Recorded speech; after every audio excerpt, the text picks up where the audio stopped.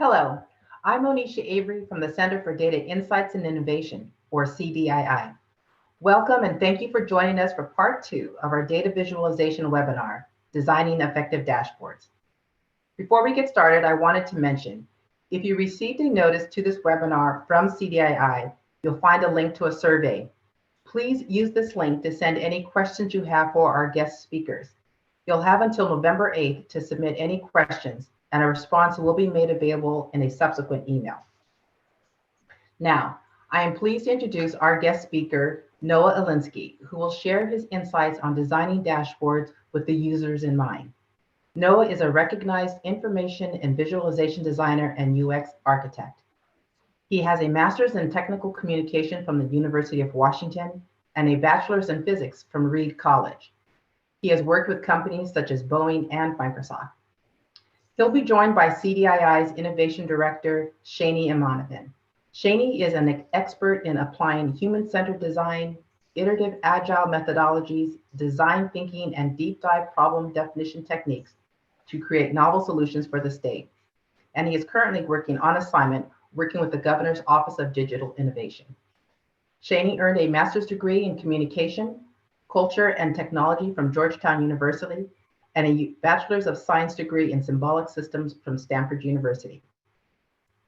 We have a lot of information to share today, so let's get started. Noah, take it away.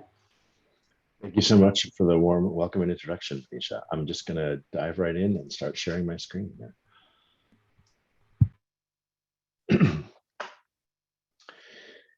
So this is the talk that I give as a first introduction to doing data visualizations and dashboards.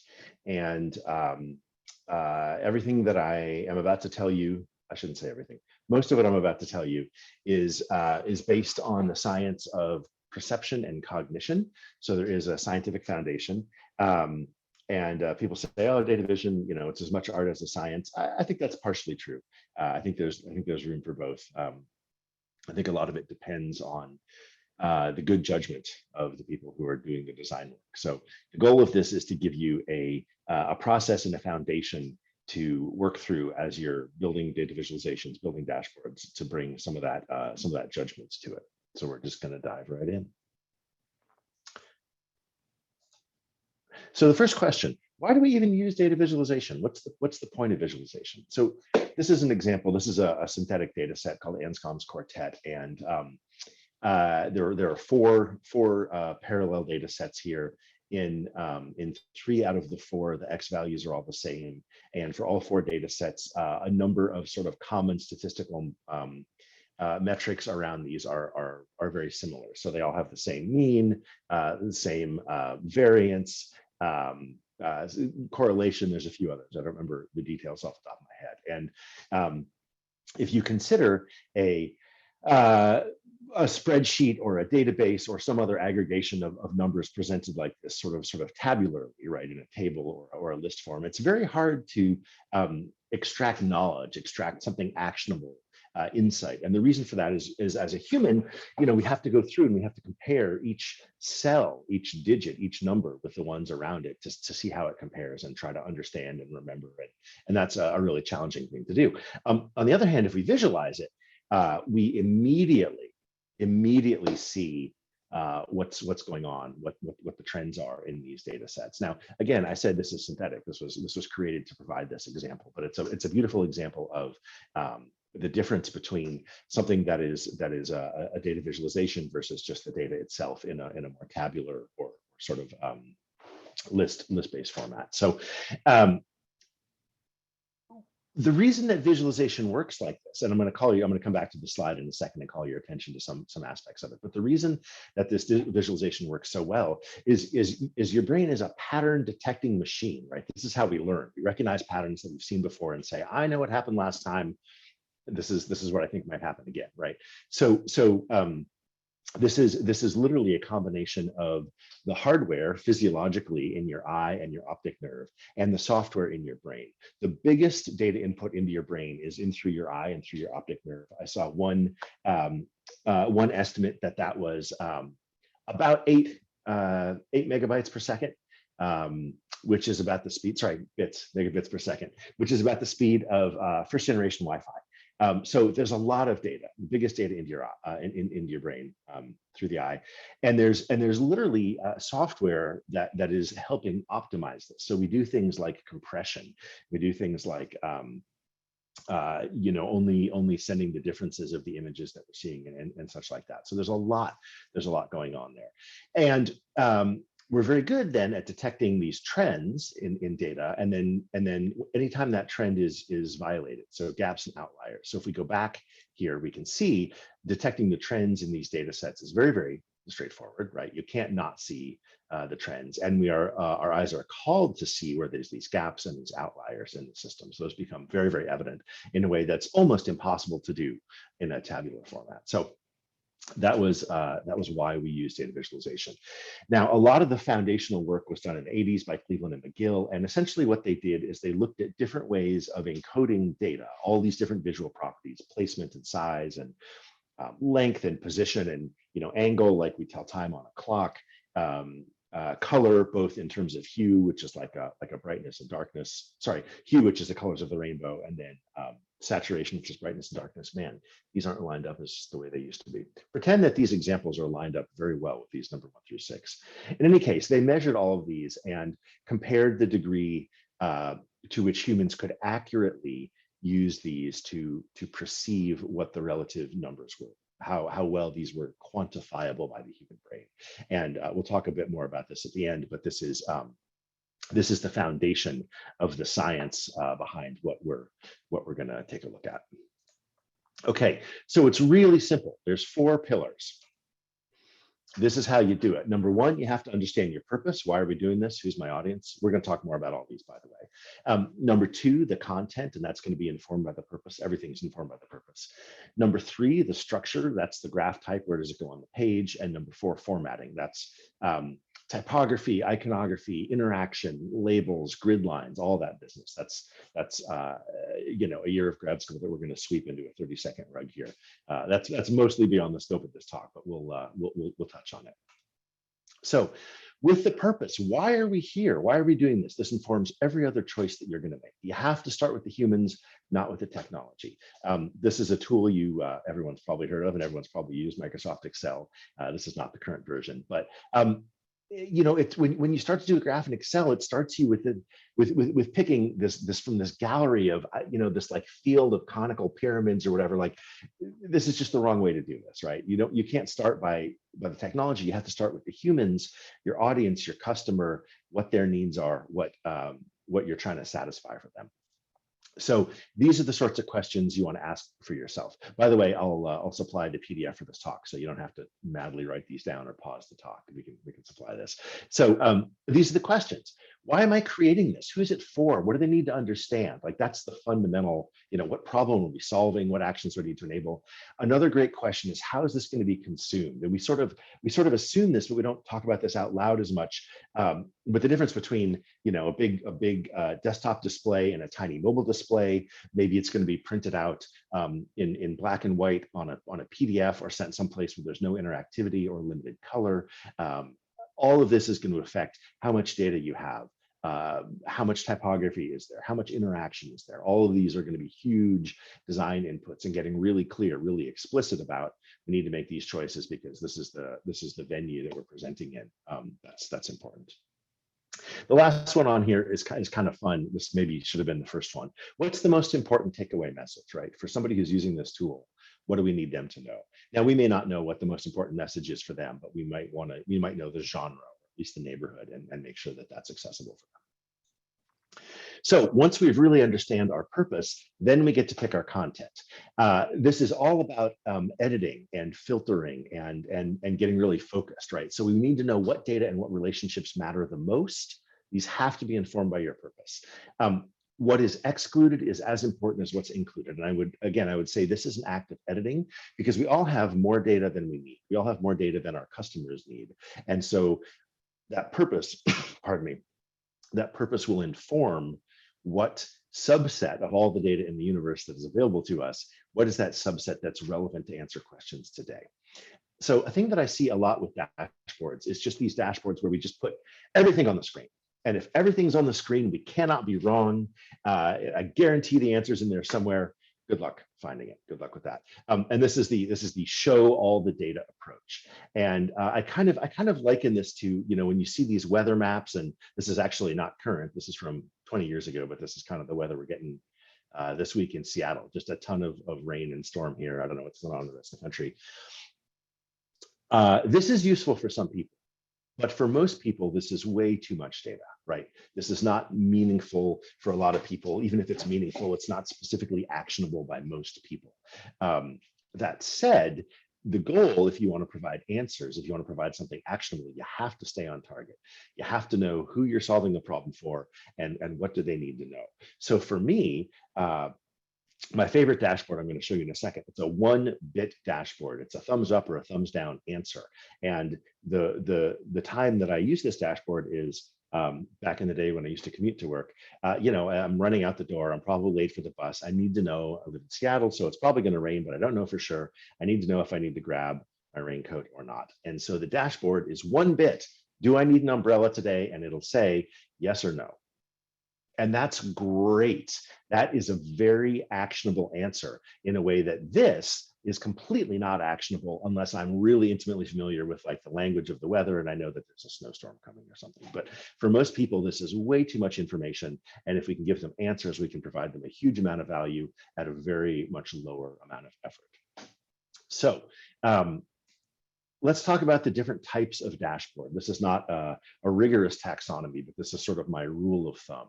You have to know what the dashboard's for. You have to know what the purpose is that's going to drive the dashboard. So there's a lot of dashboards that are about tactical insight. I need to make an immediate response. I'm looking at a short period of time or maybe real-time data, and I'm looking at something fairly specific. So this is in tech, this could be IT operations, this could be logistics or supply chain, where I need to know that, that there was an accident in the rail yard and nothing's moving through Chicago and we've got to reroute, or there's all the ships backed up in Long Beach and LA ports, and so I've got to figure out another way to get my materials over. This is something I'm going to respond to fairly quickly. So this is more of an operations dashboard. If something's on fire, like all of the forests in Northern California and Oregon and Washington, this I need to know about here, right? And I'm coordinating tactical things. There's a very different flavor, which is what we look at the end of the quarter to plan our budgets or our resources. This is for strategic insights. Long-term, I'm looking at long-term trends of data. I'm probably doing long-term planning. I might look at a very broad selection of data rather than something specific. This is for reporting and sort of by implication planning. And so this is, it's not urgent in the same way that, operations is urgent to have to figure it out right now.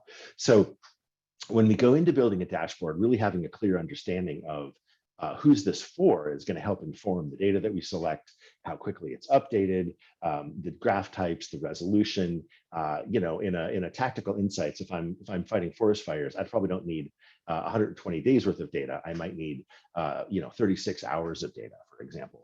Whereas if I'm talking about long-term strategic planning and budgeting, I probably want 90 days or 180 days, et cetera. So there's a third sort of use case here, and this is like when I'm like, I know my package isn't going to be here till next Tuesday. I know it's only halfway across the country, but I keep clicking refresh just to see where it is. This is for dashboards that are not actionable, and I just want to check just how sales going this quarter. How are we doing? This is what we in the industry call vanity metrics. If you can't do anything about it, if you're not really going to respond to it, it's just a vanity metric. There's a lot of requests for dashboards like this, and people build dashboards like this, and then they never really get used because somebody thought that there was something that they wanted to track, but after they've looked at it 2 or 3 times, they realize there's nothing that they're going to do about it, and they lose interest a little bit. So if you can, push back on not building vanity dashboards and get really clear on the use cases. Back to those initial questions about purpose, about what questions we're trying to answer and what actions are we trying to enable with this dashboard. All right. Let's talk about the graph types. This is the structure. This is where things are located on the page. And we do this first before we talk about color or typography or icons or anything else, because this position on the page is almost always the easiest to perceive and the most powerful of the data, the visual data encodings. So there's some archetypal purposes here. We want to compare data. We want to see how it changes over time. That obviously is a comparison of now and the past, or now and the future. Composition, want to see relative fractions of the whole. That's often done with what fractions of budget, or what fractions meet these demographic criteria, or et cetera. Correlation, how does one factor affect another factor, or just multiple quantities on the same entity? And finally, maps, geography, right? So these are sort of archetypal. Most graphs have implications of more than one of these. I shouldn't say most. Many graphs have implications of more than one of these. I want to do comparison, but I also want to see how it changes over time. I want to see how the composition changes over time. I want to look at the compared value and also correlation. So these are not always going to be used purely, but most of the things that you want to do relate by one of these archetypal purposes. We talked about this slide because these archetypal purposes are expressed more effectively by different graph types. And so we want to pick a graph type that expresses the purpose that we want. Okay, so this is the same data set. I drew these. This is one done with the bar graph and one done with the line graph. And you'll see there's a few things different about them. For example, I can see the differences. They're magnified quite a bit in the line graph, but I lose the overall magnitude. Whereas in the bar graph, I see the full magnitude, and the differences in these bars are shrunk down quite a bit. So this is just an example. We'll talk about each of these a little bit more. So position. Position supports comparison.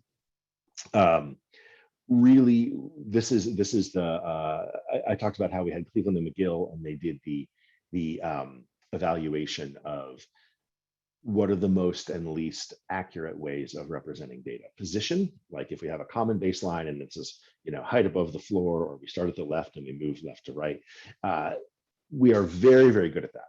We're really good at very detecting very small differences. So this is a little bit of an oddball graph that starts up at the top, and then as the quantities go up, it goes down the scale. But the point here is that you can see it's very easy to compare where these clumps are and see fairly small differences as we move up and down that vertical axis. And in fact, if we look just at the vertical axis here, if I say, what's the tallest bar on this page, or what's the shortest bar on this page, it takes almost no time to evaluate. We're very fast at it. We have very high confidence, although I think there's actually two tied for tallest, so maybe I shouldn't say there's high confidence, but fairly good confidence. And I think we can all probably agree on what's the lowest bar. And I want to call your attention to the fact that these bars are like 1% difference, or maybe 2%, since these all don't go up to a full 100%. But we're talking about very small nuanced changes, and we can detect them and quantify them relatively accurately, very quickly. We're very good at this. So one other nice thing about bar graphs is, depending on how you sort these bars, you can tell slightly different stories. So if we look at these 5 categories over 4 weeks, each of these tends to tell the story fairly well of 1 week. And we can see what the relative high and what the relative low was on each week. Now, we could change this up, and we could instead have groups of these, each 5 color categories with 4 weeks per color. And we would then, instead of telling the story of each week, it would be telling the story of each color over that 4-week arc. As I said, this is the same data set, and now we're seeing a little bit different version of it. So with the line graph, first of all, we lose that 0 baseline. We're magnifying the small differences, but we're losing the absolute comparison. That's very much an issue of what story are you trying to tell. There are definitely situations when that full magnitude is very important to relate. And there's definitely times when I don't care about the full magnitude. I'm just interested in what that little tiny change is. If I'm looking at stock prices or something where the relative change day over day is fairly small but important, and I don't care so much about the overall magnitude, this is important.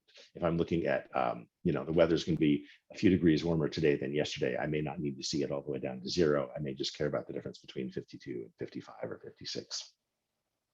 The other thing that we can do here on this line graph, I'm going to point out, is it makes comparing each of these weeks fairly easy, seeing the stack of which one is highest and lowest on a given week. Again, that's using that position to quantify for us. The other thing that this graph does very effectively is it lets us compare the journey of each of these data. And so you can see, for example, something very interesting happened in week 3. 4 of these 5 data sets went downward, and only one of them moved back up. So something very interesting happened here in week 3 that we might not have noticed if we were looking at it in this visual, because the line is a much easier way to track that change over time for each of these color sets. Pies.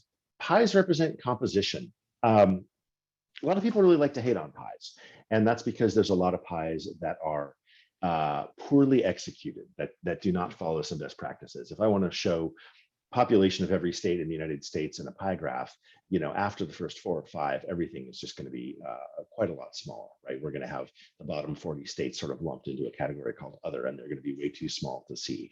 So these are my best practices for pie graphs. Number 1, you're looking at these as fractions of the whole. It's fairly hard to compare them to each other. You're only going to get a few relevant slices. 4, 5, 6 maybe, kind of depends on the relative size, but don't imagine that you're going to get 12 relevant slices. At that point, they're all getting too small to make to perceive really meaningful differences. You're never going to get a lot of precision out of a pie graph. This arc angle thing, or even worse, a donut graph where you don't see the middle and you're just looking at the arc lengths around the edge. We're not very good at perceiving those. We're much, much better at perceiving things like length and relative precision. And then finally, there's a best practice where you order the slices clockwise, starting at 12. You order them by size. Sometimes they're ordered alphabetically. I guess that's fine if you don't know what people care about, or they're just going to look for their state in the middle of it. But ordering by size is another way of communicating what the most important thing is. Also, I didn't write it on the slide. You'll almost always see pie graphs labeled pretty directly like this. It's rare to see a pie graph without labels. You don't get a lot of information from it if the wedges aren't labeled with a specific percentage. Here's a quick example. There's not a lot of precision available in a pie graph. I just mentioned that, but here's a great example of it. If we look at these, there's some of these examples where we can say, yeah, I think in that first one in A there, this black one, well, it's definitely bigger than the red one, but I can't really tell how much, and the rest of them kind of look about the same. It's pretty hard to tell. This is from Wikipedia, by the way, credit where credit's due. If I look at the same data with a bar graph, it's immediately clear which is the tallest, which is the shortest, and it's immediately clear just how much more precise we can get looking at the data in this bar format than looking at it in the pie format. So don't use pies if you want precision. You should use bars for that. Bars are boring. Everybody says bars are boring. Man, everybody knows how to read bars. Every tool in the world can make bars. You don't have to explain them. You get good precision. I love bars for their simple reliability. Just going to put that out there. All right. Scatter plots. This is either correlation of 2 quantities per entry or per item, or if it's not correlation, it's just being able to look at multiple quantities per item. So this is a really fun one. This is a scatter plot where we have on the x-axis, this is the Rotten Tomatoes movie score of the original film, the Rotten Tomatoes movie score of the sequel. Now, if the sequel scored higher than the original, that bubble is going to be above the line. By the way, I think the size of the bubble is it's like the combined box office of these first 2 films or something. So we can see a few things immediately. Given that all of this data, so much of this, the vast majority, falls below the line, it turns out most of the time the original is better than the sequel. But there's a few where the sequel is better than the original. And in fact, there's one notable outlier here. That is the first 2 Star Trek movies. All of the other sort of 1, 2 original and sequels that people tend to love, they tend to be grouped pretty well together up here. My favorite are the Alien and Aliens films, but you'll find Star Wars and Terminator and Godfather and some of these other classics where both films are pretty good. They're all clumped up at the end here. So you can do a lot with a scatter plot. This is from Gapminder, a really nice tool for looking at public health, global public health data for the most part. So this is representation of UN data. And so this has, 200 countries color-coded by region of the world. The size of the bubble is the population. And then the main axes here are income, GDP, and life expectancy. This is referred to as the health and wealth graph. You can rewind to a certain point in time and push play. The data doesn't really, it's not super complete till you get to about 1960 when the UN and the World Health Organization started tracking the stuff. But you can select a couple of countries and see how these stories change, right? Vietnam, income didn't change a lot at the beginning, but as soon as the war was over, life expectancy went way up. And then after a while, income started to go up. And then over here, we have Romania that was kind of plugging along, income going up a fair bit and life expectancy not so much. So that's a lot. That's a lot of data, right? 200 countries times a couple of regions encoding times 2 other axes of data, and then we can peg them and watch them change over time. That's thousands and thousands of data points. And you can imagine putting this into a spreadsheet or a table, and it would be almost impossible to really extract stories, really extract knowledge or takeaways, unless you went in with a very, very specific question and hunted down specific answers. And tables are great for that. If you want to know, what the life expectancy was in Vietnam in 1972, you can go look that up in a table. But if you're looking for trends, as we talked about, or outliers or discontinuities, a graph's a great way to do it. And a scatter plot allows you to represent a ton of data concurrently. Don't get too crazy. Don't add too much data to your scatter plot just because you can, tempting though it is. Come back to purpose, come back to the questions you're trying to answer for your audience, and be really intentional about putting just the necessary data on here. We didn't even get into like shape encoding on these. It did use this sort of saturation versus fading into the back. So it's getting into a little bit of some of the subtle encodings, but there's room for more if you really needed to. Don't get too crazy. All right. Formatting, pillar number 4. Formatting is super important. It adds appeal, it adds focus, it adds another layer of data. Beautiful frosting will not save a bad cake. If you don't know what your purpose is, if you haven't picked the right content, if it's not structured to tell the right story, it doesn't matter how beautiful the formatting is, it's not going to be useful, and your customers are not going to be successful, and therefore you are not going to be successful. If you're going to be successful, you got to nail the cake before you get excited about the frosting. Just going to say that now. So formatting can be really simple. Formatting can be fairly sophisticated. This is a fairly simple example of formatting here. We have a table and we're using formatting. This is just literally just some sort of conditional formatting applied to the cells. But what we're doing here is we're calling out the extreme values both on high and low. And that's great because I probably don't care about the sort of middle yellow average unexciting data value.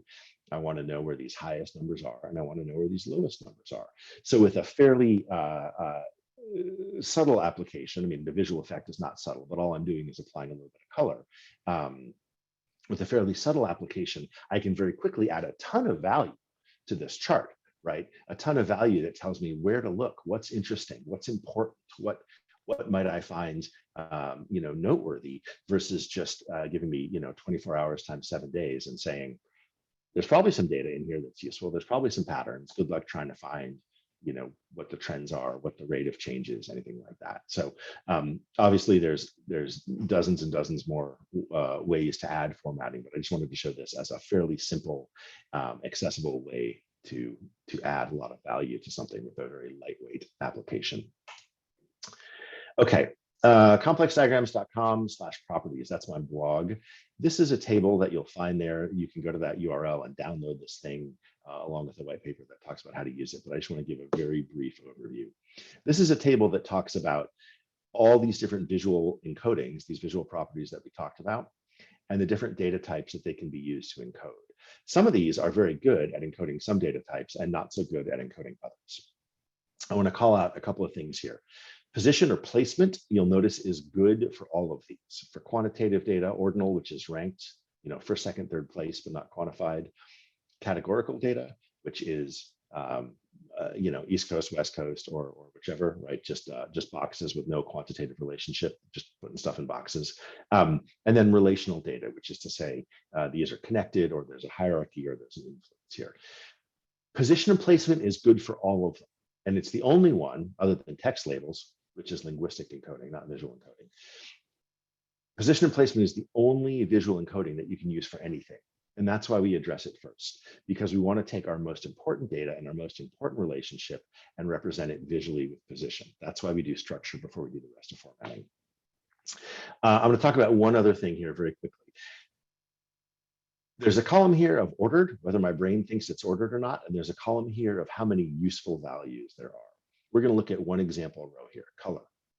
Your brain does not think order, your brain does not think color is ordered. We can recite the rainbow. That's a convention.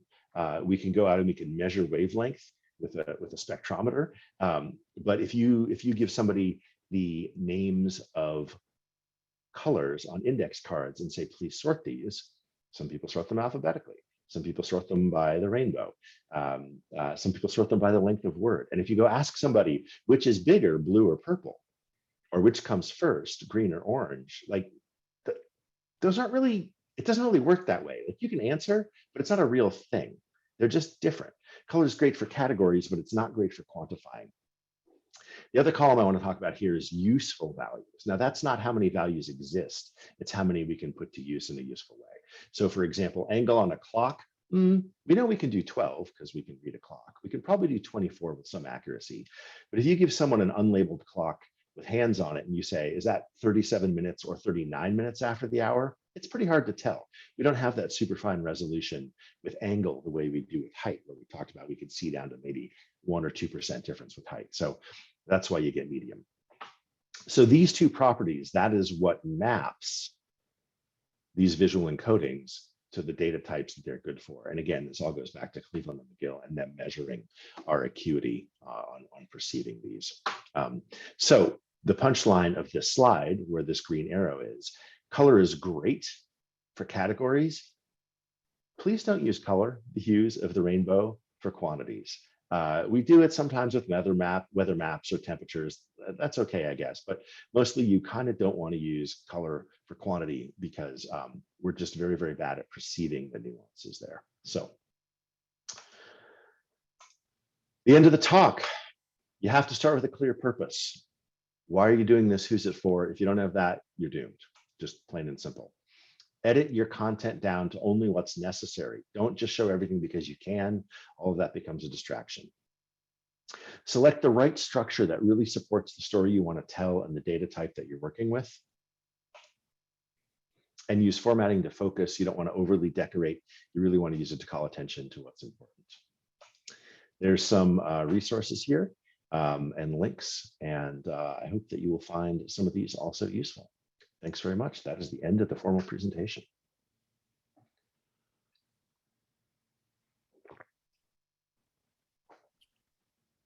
Great.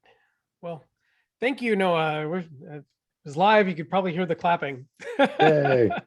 I can hear it in my heart. But really appreciate that. Some questions that have come up during your talk and just situations that we've run into. I love your example of the 1-bit dashboard. And I think everybody would agree that that type of clarity is something that we all would love to have, especially when you're showing something to senior management. You can say like, hey, look, we boiled it down to this binary, yes or no kind of a thing. What would you say to the complication that, hey, we're the state, it's a big system, we deal with complex questions. How do you convince management that is typically used to getting larger data sets that it's actually better to try and focus on a few key data points than to just throw everything or even raw data at someone and say, the answer is in there? Yeah, that's a great question. That's a great question, particularly like you said, for communities that are used to seeing a large amount of data. I have a couple of approaches for that. I think the first one is you can give people the answer or the executive summary as the headline at the beginning, right? Tell them what you're pretty sure they're going to need to know anyway. And then you can include access to everything else as page 2 or in the appendix, or here's the link to how we got here. But what we think you want to know is boom. And it may not be quite so simple as, here's the one clear answer, bring an umbrella or don't, but it might be, here's the summary, here's the worst 5 counties. And here's how much worse they are than the rest of the state. These are probably the ones you care about and need to do something about, right? And so you can present the most relevant subset and plus everything else, by the way, when you want to go look at everything else. And they'll glance maybe at everything else or they won't. and then they'll come back to the answer. Another thing that I really like, and actually just, I've been saying this for years, and I was so delighted. I just saw just a couple of days ago a tweet go by. Someone did some research on this about putting the headline in, right? So for example, you can have a table of, I don't know what, high school graduation rates for all 50 states, right? And you can put the title on the table that says high school graduation rates for all 50 states. Or you can have a title that says Massachusetts leads the nation in high school graduation rates. Mm. The table doesn't change, but I'm giving you the answer now. Or I don't know what, Arkansas is the worst, right? Whatever it is, Mississippi. You give people the answer up front, and you support it with the data, you support it with the graph. But if you know what the answer is, just tell them, right? Just give them the answer as the first thing that they encounter, and then supply supporting evidence, nuance, detail as they choose to dig deeper. But that way people can read it at the level that is useful to them. Some people are going to look at the headline and say, great, or they're going to look at the top 5 in the list and say, that's all I need is the top 5, and I can just see the curve drops off after that. Let's start with number 1 and move down the list, and they don't even care about what the numbers are, and that's fine. Mm-hmm. That means you've saved them a lot of effort with a little bit of analysis and a little bit of intentional design. And you don't have to overwhelm people with all the content. It's, it's I really feel for this, right? Like I spent 16 years in school where people said, show your work, right? Right. Like I got a science degree, right? Show your work. You got to show every calculation on the way. And then you move into the business world and they say, like, what are we paying you for? Just give me the answer. I trust you, right? If I didn't trust your calculation, if I didn't think you could do the work, you wouldn't have a job. So don't waste my time with all the calculation. Give me just enough, because I'm a busy guy or I'm a busy woman. Give me just enough to make the decision that I need to, and I can. And by the way, give me the appendix, because when the VP asked me how I got here, I can point that you did the work, but I'm not going to read it, right? So yeah, that's a really good question. And there's a closely related question, which is how do we, if we only get to provide one artifact, how do we tailor it to satisfy the needs of different audiences, right? How do we make it useful for like whatever, the Surgeon General of the state, and also every county medical examiner, and also whatever, right? I don't know what the examples are, but there are some people who need that level of detail to do their job or who care deeply about it. And there are some people who really only need the top line. And I guess my advice there is design it in such a way that it can be consumed at, low, medium, and high level of detail, or high level of abstraction, a little bit of summary, and like all the details. Excellent, because on a similar thread that you were talking about, being that government does have to show our work sometimes, a lot of times it's most often couched as, hey, you don't want to be accused of cherry picking data to put forth a certain narrative. So is it a similar approach that you'd recommend to saying, here's our conclusion and what we're basing this off of, and if you want, here's all the data you can dig into? Is that a similar approach for that type of a scenario as well? Yeah, absolutely. Like I love the notion of citing your sources and making them readily available. And it can be a link to somewhere else. It can be a link to, with a lot of government data, it's open data. So like download it if you want. You can download the spreadsheet, or you can download the Tableau workbook that we got here from, right? And so that level of transparency, I don't know if it's genuinely effective, but it certainly represents your integrity well, if you can say the data is available. The other way to do it is you just put it lower on the page, right? The further down the page you scroll, the more detail you get. Again, depends a ton on the format, depends a ton on who the audience is and how it's going to be consumed.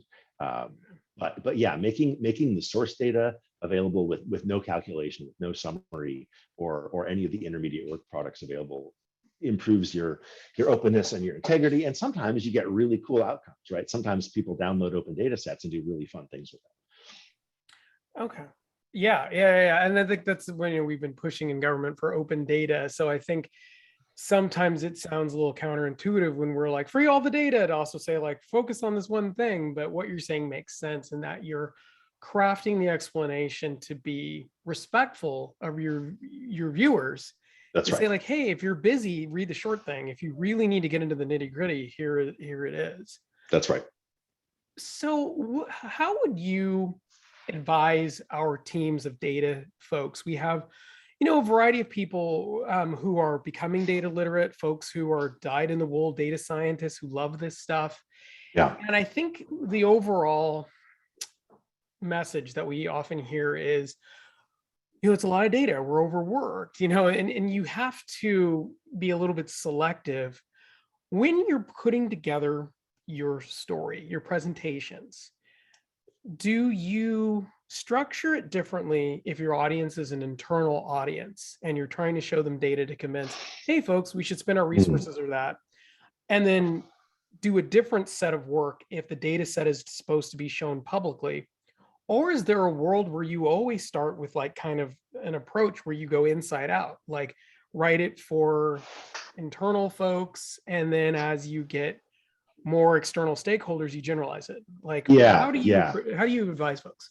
That's a really good question, and I unfortunately don't have like a really clean answer. Yeah, I know it's a tough hypothetical. I No, but it's real, right? It's real. Right. It's like it might be that the internal team has to make the decision, and then you have to justify it publicly to shareholders or people who live in your state or your county. Or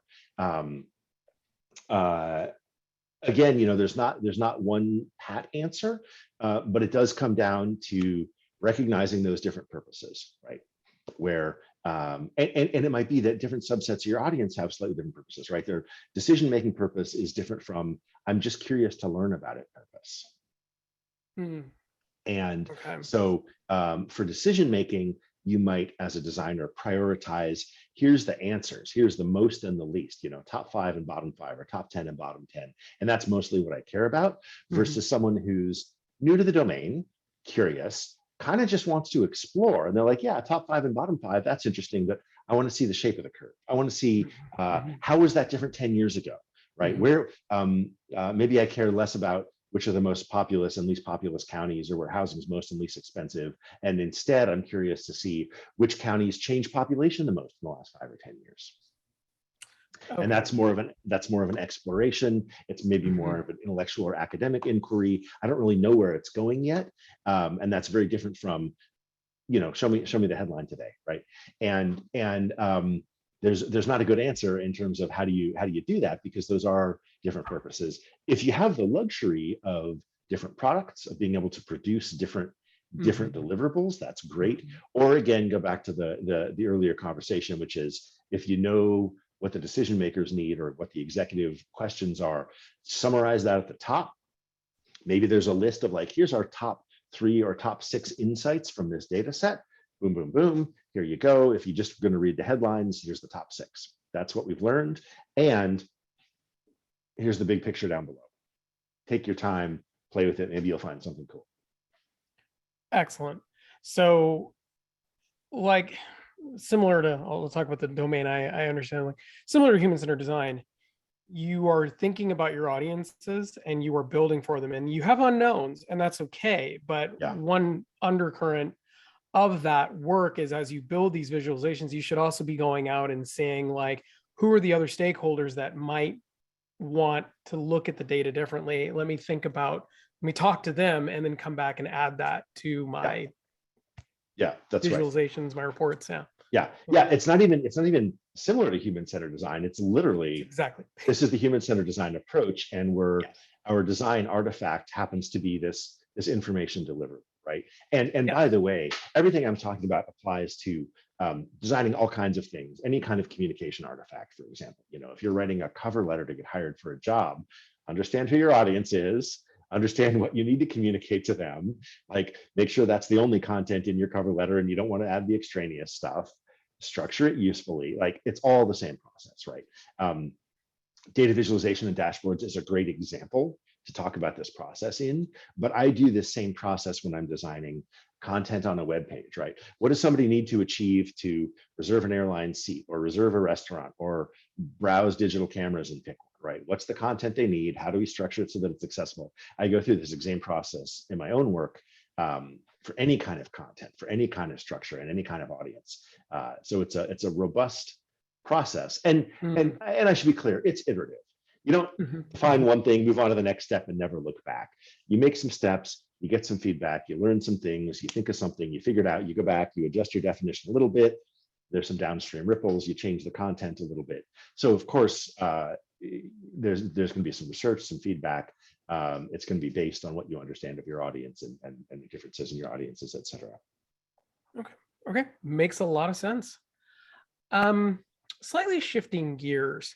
You showed us some great examples of visualizations over time, like the difference between the weather visualization and then the difference between, the life expectancy graphs and some of those that move through time.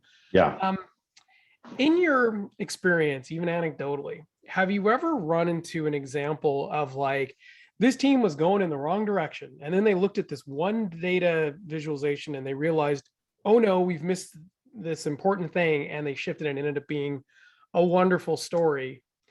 And then related to that, are there certain visualizations that you should always lean on and certain ones that you should completely avoid?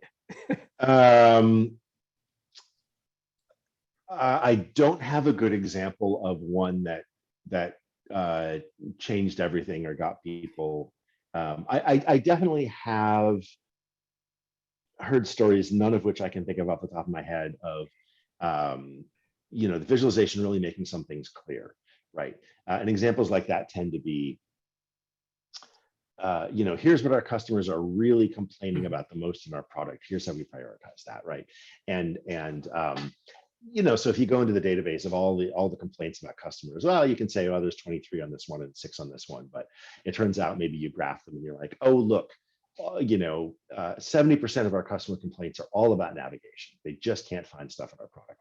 Once they find it, they're pretty happy, but it's phrased in different ways, it's submitted in different ways, but that's what they're complaining about most of the time. Yeah, that might be a way to do it. In terms of ones not to use, I have a slide about that, it turns out. Here's a very quick conversation on graphs not to use.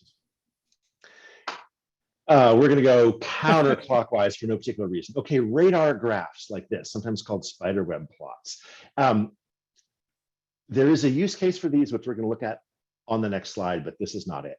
Anytime you're taking these unrelated axes and wrapping them around in a circle or whatever this is, a snowflake, the shape of this glyph, it's as much an artifact of how you sort of arbitrarily ordered those axes as it is of the data itself. So it's kind of cool to make like a different little unique glyph for each thing that you're comparing, but the glyphs are basically meaningless, right? The fact that this has this big sort of rectangular lump here, if you swapped marketing and IT, the shape would totally change and you wouldn't get a lump, you'd get spikes, and just don't do that, right? Okay, we will talk about the exception of when this is good on the next slide. Graphs not to use. Pies that are not 100%. This is the 193% pi. This pi is 93% larger than any pi in reality. This is not what pies are for. Don't use pies like that. Just don't. Yeah. Most circles. This is a really tricky one, right? Because there's two ways to interpret these circles. One is absolute length, where we can see that this red line is definitely longer than this green line. It's much longer. The other way to interpret this is what fraction of the complete circle has been completed. And no matter how you intend it, some fraction of your audience is going to interpret it wrong and say, clearly this red line's way bigger than this green one. And they're not going to say, oh, the green's 60 because it's a further fraction and the red is 50, a smaller fraction of the circle. So those are almost always misleading. People love circles. They're super cool. It's cool that you want to close your rings, but when you're closing your rings on your workout or whatever, we're not trying to compare these exactly. We're just looking at how much completeness each of them has independently. It's fine independently, but as soon as you get to comparison, these circles break everything. And honestly, 3D anything, right? You can't legitimately look at any slice on these towers and map it back to this grid. I'm not even really clear how far away from these grid lines in the back they are. I can't see the data behind these ones in the foreground. 3D necessarily distorts your data. When somebody asks you to do 3D things, say, no, we're going to go with a modern flat. And what that means, you actually can look at the data in real time. Okay, let's talk about radar graphs done well. When your data is cyclical, 24 hours in a day or months around the year, we're looking at traffic over the 24 hours, or animal activity. When are the animals active in the day or the night? Or when do I get my call center support calls, or whatever it is? When I'm looking at data that naturally comes in a circle, then this is a fine way to plot it. I should say, similarly, the exception to 3D. If your data naturally comes in 3D, if you're an engineer and you're looking at like airflow over an airplane wing, or you're a geologist and you're looking at three-dimensional shapes underground, your data is 3D, your tools are 3D, you're used to it, that's fine. But when you're taking arbitrary other data and saying, let's do a cool 3D pyramid like I showed you on the Excel slide, don't do that. The other great example here of this spiral, and I talked about when your data is cyclical, like months of the year. We're going to do a quick change up, and then I'm going to push play. How do I stop share? And we're going to instead share this Wikipedia entry here. And so this is the source of that animation. And so this is showing the temperature change over 150 years, more than that, almost 170 years. And you can see that over time, as we plot months and months around each year, the spiral gets bigger and bigger as the planet's warming. So this is a really cool, really useful use of that cyclical data thing. But again, if your data is not cyclical, just don't. So this is on Wikipedia. The entry is called Climate Spiral. Great. So that makes a lot of sense. I mean, it's almost intuitive to go, my information's cyclical, I should look at it in a cyclical kind of way. Yeah. And then there's other times where it makes sense to break it out of the physical to look at something that's abstracted, like a bar graph or a line graph. That's And right. to recap what you're saying, that is when you're trying to compare things. It's easiest to Usually, line two yeah. things up and go, which one's bigger, Yep. right? Yep. And you might get interesting comparisons where we're showing every day of the week, right? That's my x-axis, and I want to see what day of the week do I get the most traffic or the most business or the most car accidents or whatever it is, and I want to say, oh look, lots of car crashes on Fridays. People are tired, it's the end of the week. Or what time of day do these things change? And so it doesn't have to be in a circle. You could certainly do, if you recall the, if I go back a couple of slides, so what this one is, I assume that this is temperature. It's actually poorly labeled. But what we're looking at is 24 hours by 7 days of the week. And this is frequency of, I don't know what this is, but this could be like Celsius temperature, maybe. It's pretty extreme changes, but it could be. But this is really nice because it shows us how these things evolve over the day of the week, how they evolve over the time of the day, where the highs are, where the lows are. It's a pretty good thing. So this is cyclical data, totally different way of representing. These also could very easily, just as easily, be lines, right? And if I care more about comparing days of the week versus hours, I could orient the lines horizontally or vertically. It goes back to purpose and what the questions are you're trying to answer. One trick that I really like is when I've got a couple of axes and I'm not super clear for myself on what I'm trying to answer or how I'm trying to make it work, is I might try swapping axes around, right? If this is my X and Y and I'm graphing a Z, what if I put Z on one of the axes and put X in the gallery? What if I move my Y to the horizontal and right? And so just play with what are the permutations? What are the different ways that these could be represented? And how does that change the shape of the graph? And is there anything that jumps out at me about one representation versus the other one? And that's, if you're playing around in Excel or in Tableau, sometimes those are fairly easy to test and just see if there's a shape that jumps out at you more than the other ones. Great. In relation to that, when you're talking about switching axes and looking at things, do you have advice for our data folks for when to step back and show someone your work and just to take a break and not to go too far down the rabbit hole of getting this visualization to be perfect? And now I've spent a week on it. No, I've spent all this time and it's not right, or whatever. Like, is there just a good rule of thumb to like show it? Not off the top of my head, but I would say once you've sort of determined your data and you've started to move into the structure, I would sanity check that before you spend a lot of effort on the formatting. Yes. Right? Yes. So if you're doing a basic graph and you haven't highlighted it and you haven't really labeled and you're not sure what you're doing with the grid lines and you've got 5 digits of precision because you haven't pruned it down to only show the 2 digits that matter, but 5 is what came out of the database. That's fine. Show it messy. Put it in front of somebody and say, does this make sense? Can you understand this? And if there's someone who sits back to back with you in the next cubicle and has your same job title, like that's one person you can check it with.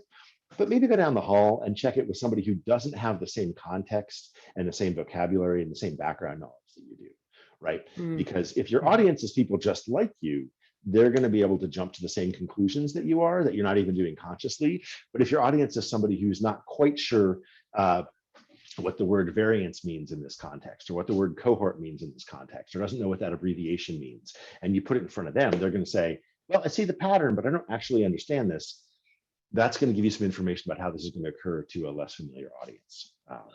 So you may not be able to get someone who knows exactly what your intended audience knows, but you want to get a perspective that's different from your own, unless your audience is exactly like you. And that's a luxury, man. It's really sweet when your audience is people just like you, but that's rare. Most of us don't get to play in that space. Yeah. One last question, and then we're just about at time. But okay. We have a lot of folks who are new to the data world, who are interested in it, want to learn more. What advice would you give people to start getting into this exciting universe, who might be a little bit intimidated? Oh boy, there's a lot of books out there. Some of them are very good. Some of them are a little bit older and are a nice appetizer for many of us, but we've moved on. There's definitely books which are nice to move at your own pace. There's some good blogs. There's some good Twitter accounts. The other thing that I really enjoy is just look at examples. And honestly, I think some of the really consistently good data visualizations are coming through journalism these days, right? The Washington Post, The Guardian, The Economist, The New York Times, LA Times, most of the big journalism organizations are pretty good at this stuff these days. And the reason is that they are fundamentally not necessarily data organizations, they're fundamentally storytelling organizations. And they're approaching these problems as storytelling problems, where they know that they have some content that they want to communicate to a specific audience in a particular way. And that really, they are really clear on their purpose, rather than, unfortunately, hate to say it, government agencies or businesses that publish these fairly bland spreadsheets because they're not really engaged in the art of storytelling at that point, right? So the journalism, if you look at these interactives, you can take a step back as a critic and say, what did they choose to include and exclude from this story? What data are they highlighting in the story? What level of fidelity or expertise or vocabulary have they chosen to use for the story based on who they perceive their audience is? If it's journalism, it's probably a lay audience rather than a specialist audience, right? And you can compare that to something you'd find in a scientific journal with a lot of jargon and a lot of specialized knowledge required to interpret things, for example. So, and then those are just, they're just inspirational. There's really cool stuff and really innovative stuff coming in journalism. I have very mixed feelings about innovation in visualization because sometimes it's cool, but often it really doesn't scale. So, yep. Yeah. Well, thank you so much. That's the end of the Q&A, and so deeply appreciate your time. And I'll hand it over to Monisha to wrap us up. Awesome. Thanks, Chaeny. Yeah, gosh, I want to thank both of you. This has actually been amazing. That is a lot of information. I knew you guys were going to cram a lot in a short period of time.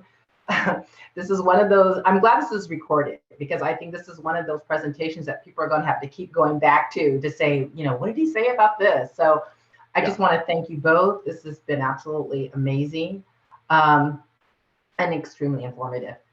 And this is a great way for us to close out our CDII 2021 webinar series. So thank you.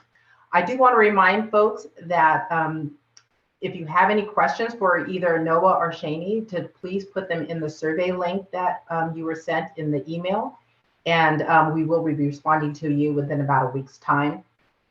Also, if you just want to contact CDII, you can go to cdii@chhs.ca.gov and drop us a little note. We'd love to hear from you. And lastly, I just want to remind everyone that CDII's next event will be the 2022 Data Expo, which will be on February 22nd. And just would like to invite everyone to come please join us as CDII continues to grow our data community. And thanks again, guys. Thanks very much, Manisha. Thank you.